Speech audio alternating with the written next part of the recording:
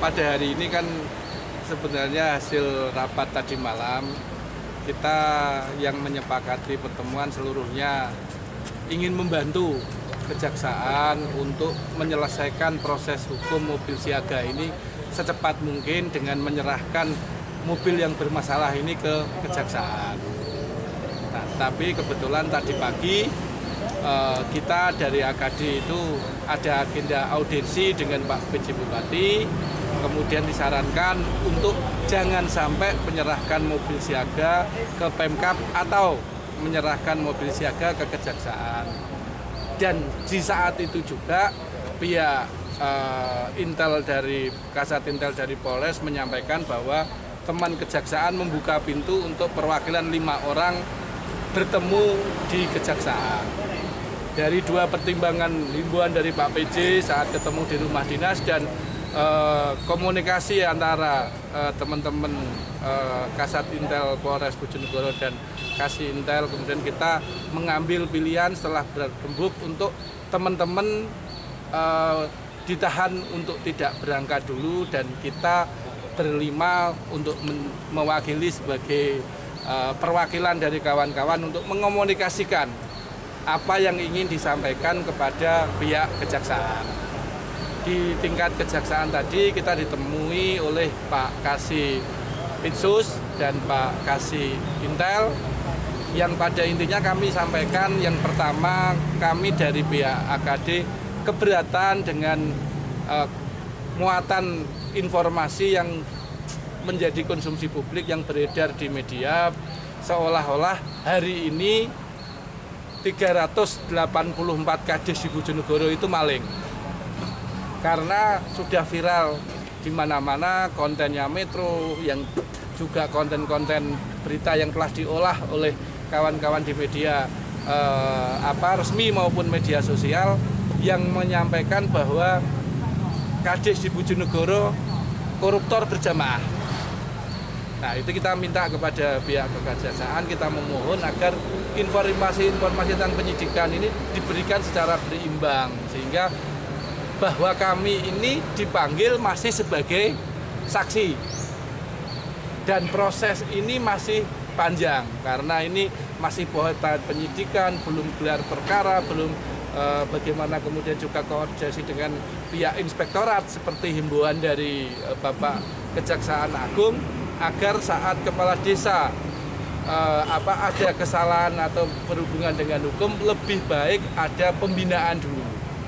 Nah, ini tadi kami juga memohon kepada Pak Kasih Pitsus dan juga Pak Kasih Intel karena mobil siaga ini sudah dibeli, spek juga sama dengan juknis, barang juga mobil yang dibeli juga baru sudah sesuai dengan juknis program, dan kami semua telah menganggarkan biaya operasional mobil siaga di APBD seperti fakta integritas yang kita buat dan fakta di lapangan.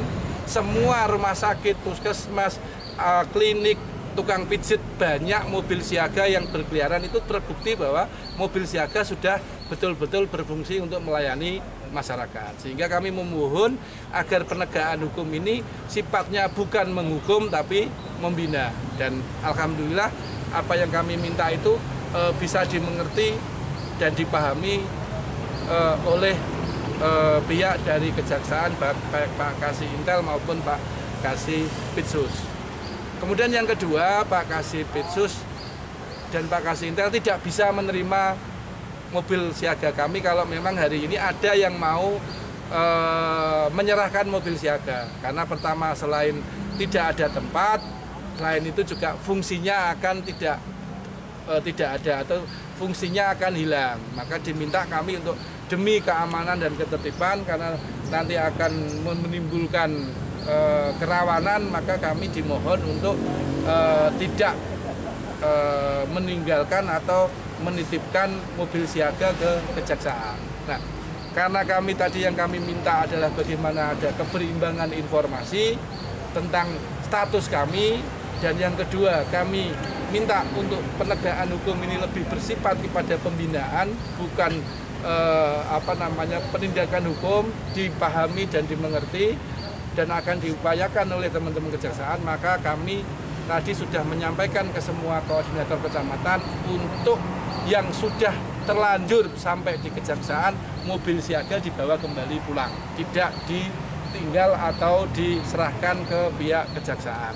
Itu.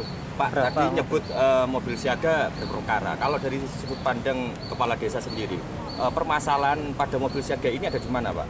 Ya, itu yang membuat kami bingung dan kami resah saat kami dikatakan maling. Karena apa? Mobil siaga yang kita beli spesifikasinya sudah sama dengan yang ada di Juknis. Itu yang pertama. Yang kedua, kita membeli sebelumnya karena desa ini tidak terlink dengan LKPP, maka kita hanya ngintip e-katalognya mobil dengan spek itu harganya berapa.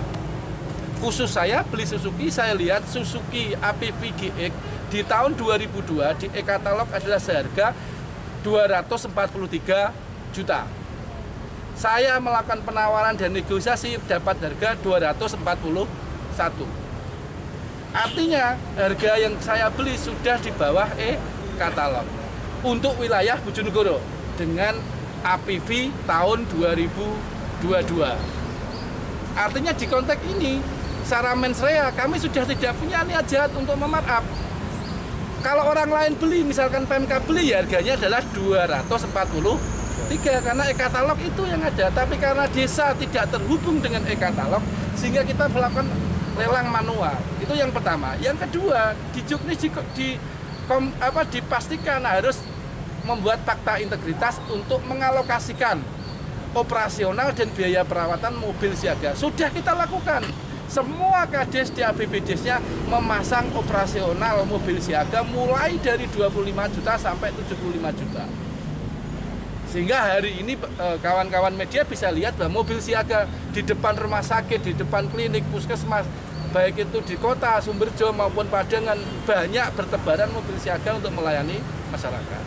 Terus terkait cashback sendiri, Pak? Nah, makanya saya sudah minta tadi sampaikan bahwa kalau memang ada kawan kami karena dengan kades ini pemahaman hukum dan pengetahuannya sangat tidak sama, karena tidak ada pendidikan seperti macam camat yang itu STPDN atau apa kades ini ya bakul gabah, bakul KB,